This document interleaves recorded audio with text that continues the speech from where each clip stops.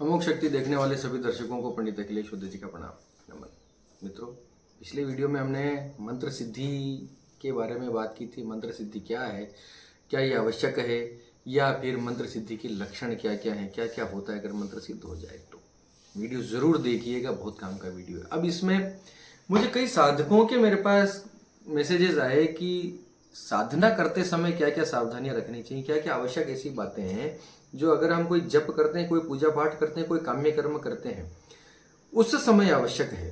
देखिए, बहुत सारे नियम कानून हैं जो साधना में पूरे चरणों में बताए गए हमारे तंत्र शास्त्रों में, जो अनुभव में आते हैं। उसके लिए पहले समझना यह आवश्यक है कि आप कौन सा काम आप कर रहे हैं। कर्म तीन प्रकार के होते हैं साधना में: नित्य कर्म, नैमित्तिक कर्म और काम्य कर्म। नित्य कर्म वे होते हैं जो पूजा पाठ आप नित्य करते हैं, डेली करते हैं, बिना कुछ मांगे। बस हमारी आदत है, नहाते ही एक हनुमान चालीसा मुंह से निकलना है तो निकल रहा है, इट्स ओके, कोई ज्यादा परेशानी वाली बात नहीं, नहाते नहाते भी कर लीजिए, कोई चिंता वाली बात नहीं। फिर होता है नैमित्तिक कर्म, विशेष प्रकार से किसी निमित्त के यानी किसी अवसर पर, किसी विशेष मुहूर्त पर, दीपावली की रात्रि हुई, जैसे जन्माष्टमी की पूजन हुआ, जैसे लक्ष्मी पूजन हुआ, या और कोई बटुक भैरव जयंती पे भगवान भैरव की आप पूजा साधना कर रहे हैं, शिवरात्रि की आप पूरी रात अगर जो है चतुर्प्रहर आप पूजा कर रहे हैं, वो जब साधना कर रहे हैं, वो नैमित्तिक कर्म है। विशेष दिन के अंदर जो स्पेशली जो की जाती है वो नैमित्तिक कर्म है। फिर तीसरा है काम्य कर्म। इसके अंदर आप पर्टिकुलर कोई मुहूर्त देख के किसी कामना से जब आप कोई साधना उठाते हैं, जब कोई जप कर्म उठाते हैं, जब कोई पूजा पाठ मंत्र प्रयोग आप उठाते हैं, तो उसको काम्य कर्म कहा जाता है। काम्य कर्म में ये सारे नियम अत्यंत आवश्यक हैं। नैमित्तिक कर्म में भी इनमें से कुछ आवश्यक है, नित्य कर्म में बहुत कम आवश्यक है। जैसे चल रहा है चलने दीजिए, कोई चिंता नहीं। नित्य अगर आप डेली करते हैं बिना कुछ मांगे तो कोई बहुत बड़े उसमें नियमों की आवश्यकता नहीं होती है। भाई कोई गृहस्थ आदमी और नित्य उसकी पूजा पाठ करने की आदत है, 10 माला 11 माला जप रहा है, तो पत्नी के साथ तो सोएगा ना, ऐसा थोड़ी।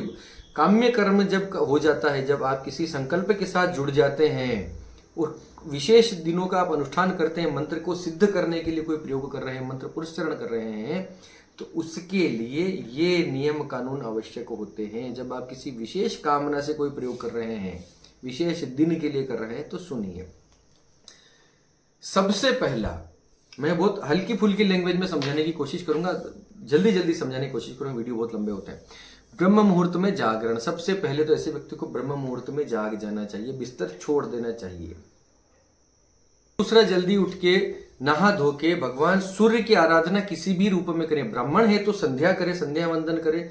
ब्राह्मण नहीं है, नहीं आता, वैदिक मंत्रों से दूर है, तो कोई बात नहीं, एक लोटा भगवान सूर्य को जल चढ़ा के एक माला गायत्री की कर ले। गायत्री की ना करे तब भी कोई बात नहीं। सूर्य की आराधना इस प्रकार से करके गुरु पूजन, गणेश पूजन, देवी पूजन, कुल देवता पूजन, कुल देवी पूजन और अपना पितरों का आवाहन, ये बिल्कुल आवश्यक चीज है। फिर उसके बाद अब इस कंटिन्यूस नियमों को अगर देखा जाए तो एक समय का भोजन होना आवश्यक है, व्रत करना आवश्यक है, क्योंकि ये तपस्या के अंदर की बातें हैं। तो तपस्या कब होगी? जब आप अपने खाने पे नियंत्रण रखेंगे, भोजन पे नियंत्रण रखेंगे, जो आपको चीज सबसे अच्छी लगती है उससे दूर रहिए, है ना। तो एक समय भोजन, फलाहार कर लीजिए, फलाहार नहीं कर सकते हैं तो एक समय भोजन कीजिए। सबसे अच्छा उपवास कर लें तो बहुत अच्छा। और फिर भी शारीरिक रूप से अशक्त हैं, कोई डायबिटीज किसी को है या कोई ऐसा कोई गंभीर रोग है, तो दोनों समय भोजन भी कर लीजिए, कोई बात नहीं। लेकिन भोजन सात्विक होना चाहिए। भोजन में भी कई प्रकार के त्रिदोष बताए गए हैं: आश्रय दोष, जाति दोष, निमित्त दोष। तीन प्रकार के आश्रय दोष, भोजन के दोष बता रहा हूं, ऐसे भोजन नहीं करने चाहिए। आश्रय दोष का अंतर्गत शुद्ध भोजन है, सात्विक भोजन है, लेकिन गलत स्थान पर रखा गया है। जैसे किसी दूध को किसी शराब खाने में रख दो और फिर वो दूध पीने लायक नहीं है। ऐसा गलत जगह पर, गंदी जगह पर जो शुद्ध भोजन भी पड़ा हो तो उस भोजन को नहीं करना चाहिए। ऐसे साधक को,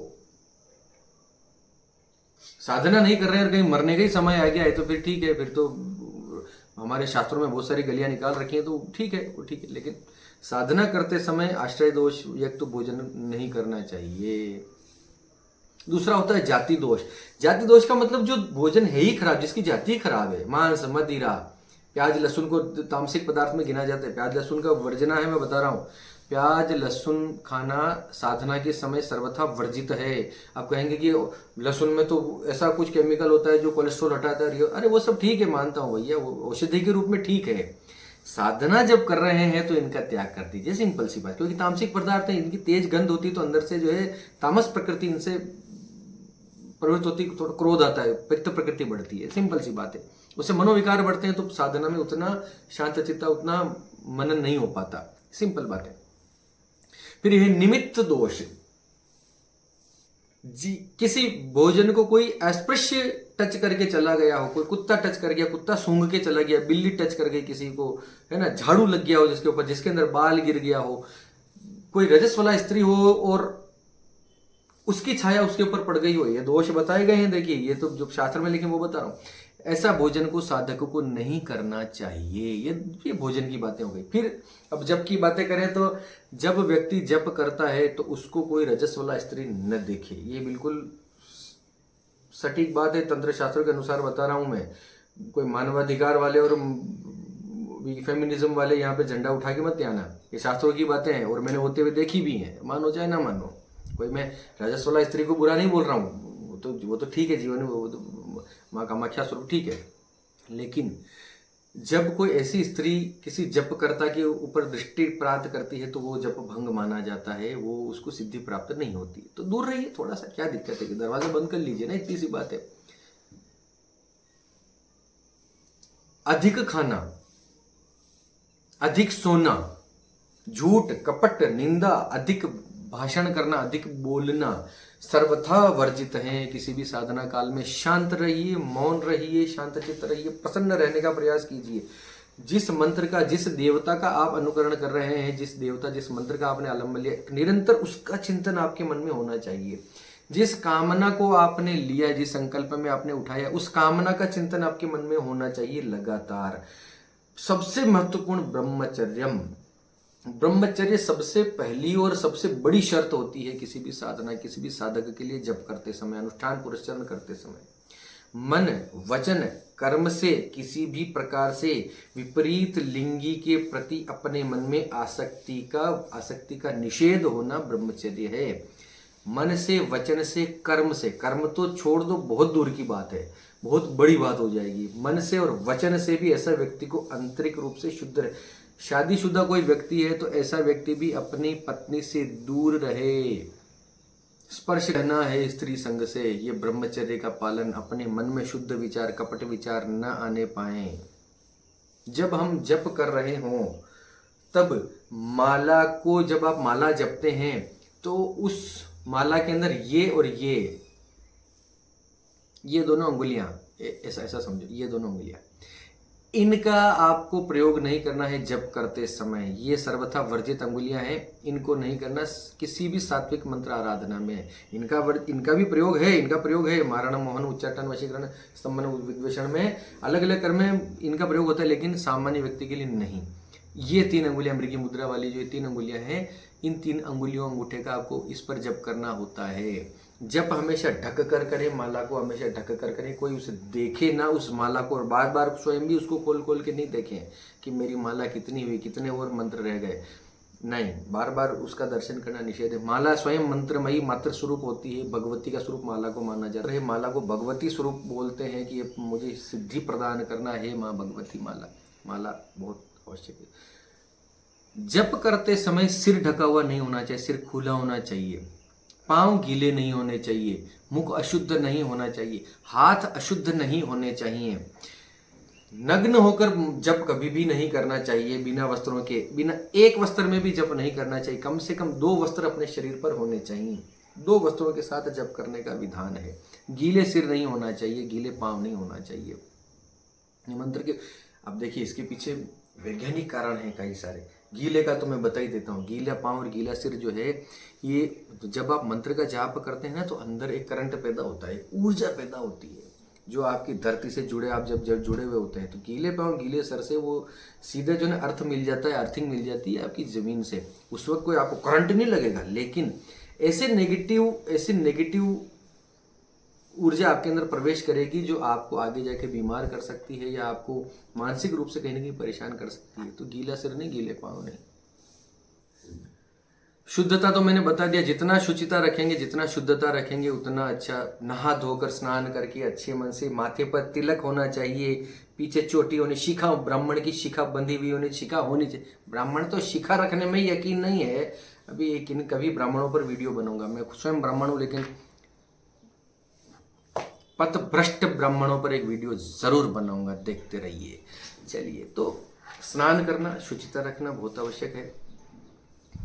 जिस देवता का आप मंत्र जप रहे हैं उस देवता की पूजा करना, पहले उस देवता की पूजा करना बहुत आवश्यक है। ये सामान्य बातें बता रहा हूं मैं, उसके अलावा तो मंत्र सिद्धि में जो नियम कानून होते हैं वो तो मैंने वीडियोस बना रखे हैं, उनमें जाइएगा देखिएगा। मंत्र से रिलेटेड बहुत सारी बातें मैंने बता रखी। जिस जगह पर आप जाप करते हैं उसी स्थान पर सोना होता है, उसी स्थान पर नीचे जमीन पर चटाई पर सोना है, गद्दे वद्दे लगा के। कुल मिला के कहने का अर्थ यह है कि बहुत ज्यादा आनंद में, लग्जरी में नहीं रहने का, एक तपस्वी की तरह अपना अपना वो समय निकालना होता है, जिसमें मन वचन कर्म से शांत रहना और थोड़ा सा दुख देखना। तपस्या तभी असर करेगी जब आप थोड़ा सा दुख देखेंगे, थोड़ा सा कंफर्ट जोन से आप बाहर आएंगे, तब तो ऊपरी शक्ति कोई आपसे प्रभावित होगी और आपको कुछ देगी बदले में, उस मंत्र जप के बदले में। आनंद से पड़े हैं, पीछे टेका लगाकर बैठे हैं, गद्दा गद्दी लगा रखे हैं और पाँव भी सामने फैले हुए, आलती पालती लगी हुई होनी चाहिए, सामने पाँव फैलाकर जप कर रहे हैं और कह रहे हैं और सिद्धि प्राप्त कर, नहीं होगी, कुछ नहीं होगा। आलती पालती रहे। जप करते समय जप की जो माला है अपने पालथी से बाहर वो माला नहीं निकलनी चाहिए। जैसे ये पाँव है, दोनों पाँव यहाँ आ गए ऐसे, तो वो जब आप हाथ से जप रहे हैं तो अंदर की तरफ उस शरीर के अंदर रहना चाहिए, घुटने से बाहर वो माला बाहर नहीं निकलनी चाहिए, ऐसे लगा के बैठे, ऐसा नहीं, अंदर रहनी चाहिए। शुरुआत में मूलाधार की वहां माला रहे शुरुआती में, ठीक है, वो थोड़ा सा ही टेक्निकल चीजें हैं। असल है जब आप जाप करें तो अपने सीने के यहाँ उस माला को बना के रखिए इस प्रकार से, और सीने के यहाँ वो माला, अनाहत चक्र पे उस माला को रखकर अपना जाप करते रहिए, निरंतर जाप कीजिए। अब जाप मंत्र जप जो है वो 3 प्रकार से हो सकता है, मानसिक, वाचिक और उपांशु जप। मानसिक जप जो निरंतर मन में चलता रहता है, मुंह बंद रहता है, होठ बिल्कुल बंद रहते हैं, क्लोज्ड। उपांशु जप वो होता है जो हल्का सा होठ बुदबुदाते रहते हैं, लेकिन सामने वाले को पता नहीं चलता कि ये क्या बोल रहे हैं या क्या क्या खुसफुसाहट चल रही है, उनको खुद को भी आवाज नहीं आती बाहर, हल्की सी से होठ हिलते रहते हैं, वो उपांशु जप, ठीक है। फिर तीसरा है वाचिक जप, जो जोर जोर से बोल बोल के जो जाप करते हैं, इस्कॉन वाले करते हैं अक्सर, हरे कृष्ण कृष्ण कृष्ण हरे हरे, हरे राम राम राम हरे हरे, तो ऐसा वो जोर से भी बोल सकते हैं, तो वो उनका स्टाइल है, ठीक है।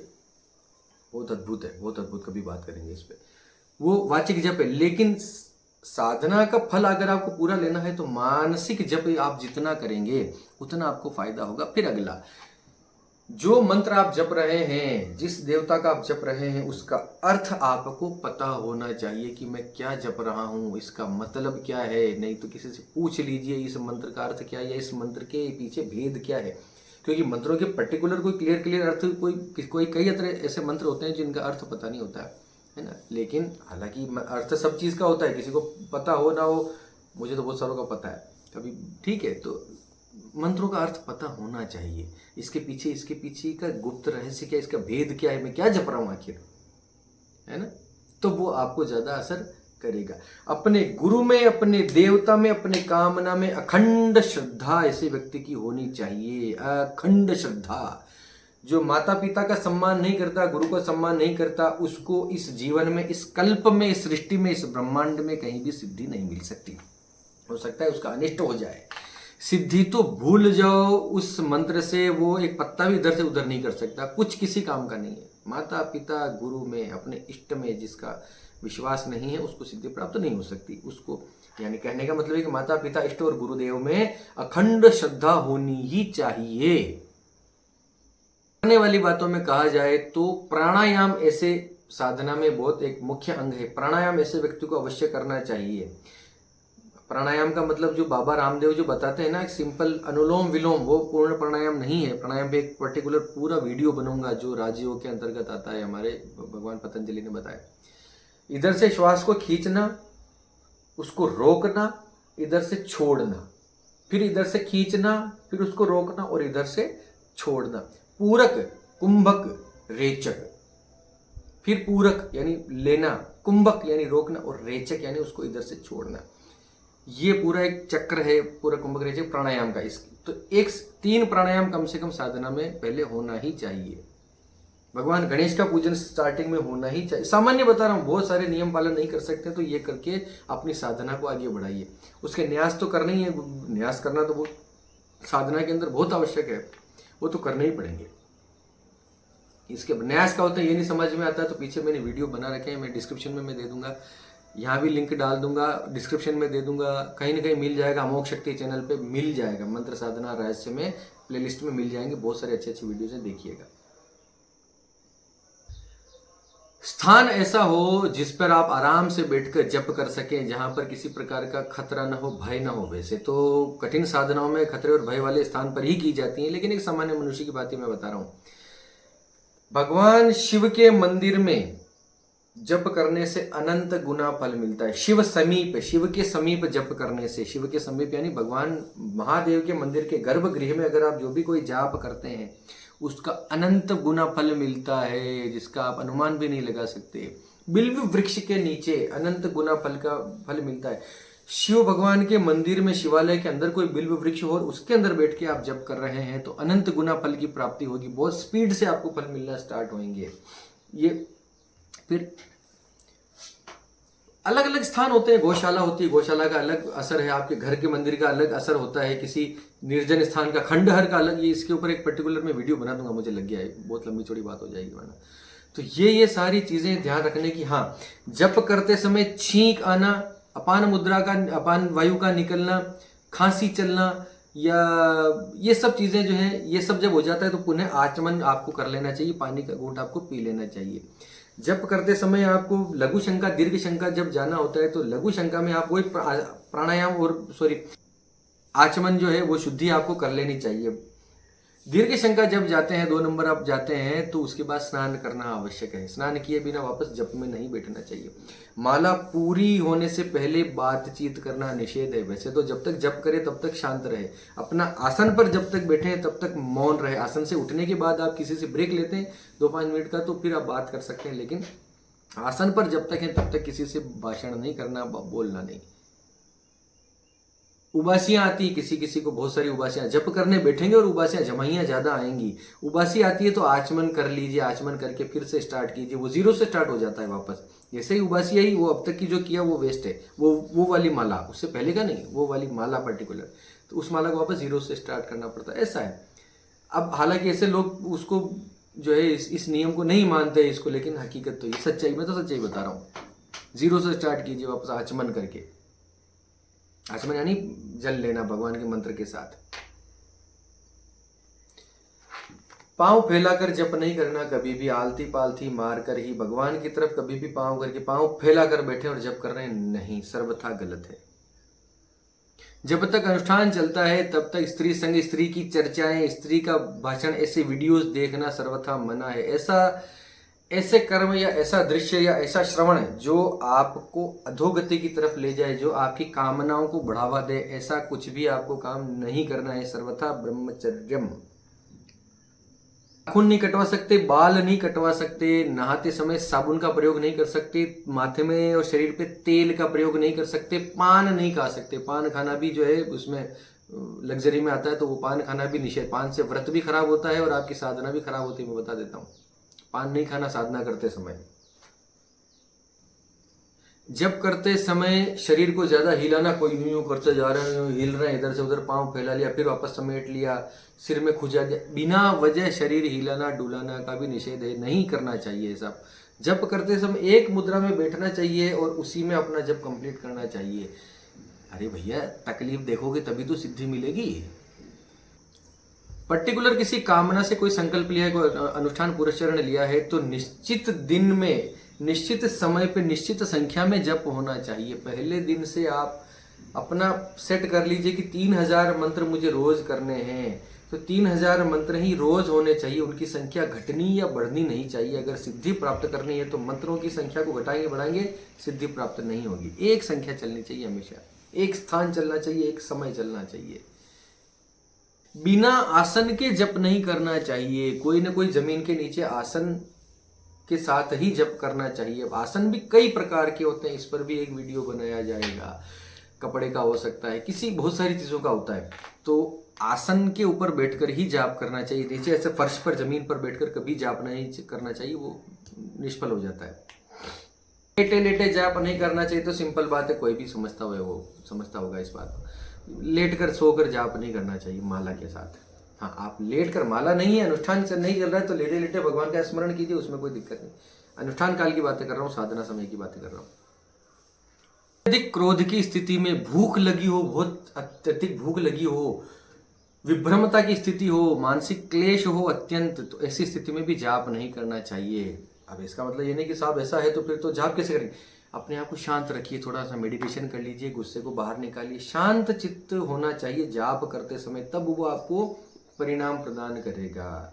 देखिए, लोगों को जो मंत्र असर नहीं करते ना, इनमें से कहीं ना कहीं कारण रहे होंगे, इनका कहीं ना कहीं चूक रहे होंगे, इनमें से कहीं ना कहीं चूक रही होगी, तब जाके उनको मंत्र जाप की सिद्धि नहीं मिल रही है, असर नहीं हो रहा है। सर्च कीजिएगा अपने आप को।